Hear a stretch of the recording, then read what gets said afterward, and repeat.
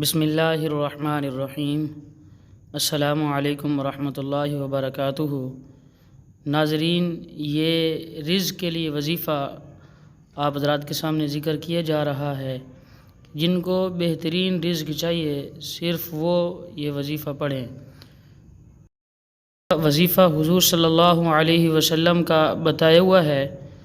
حضور صلی اللہ علیہ وسلم کے جلیل القدر صحابی سیدنا حضرت ابو ہریرہ رضی اللہ تعالی عنہ سے مروی ہے کہ حضرت صلی اللہ علیہ وسلم نے ارشاد فرمایا، جو شخص صبح میں یہ دعا پڑھ لے تو اس دن بہترین رزق سے نوازا جائے گا اور برائیوں سے بھی محفوظ رہے گا، اور جو شام کو پڑھ لے تو اس رات بہترین رزق سے نوازا جائے گا اور برائیوں سے بھی محفوظ رہے گا۔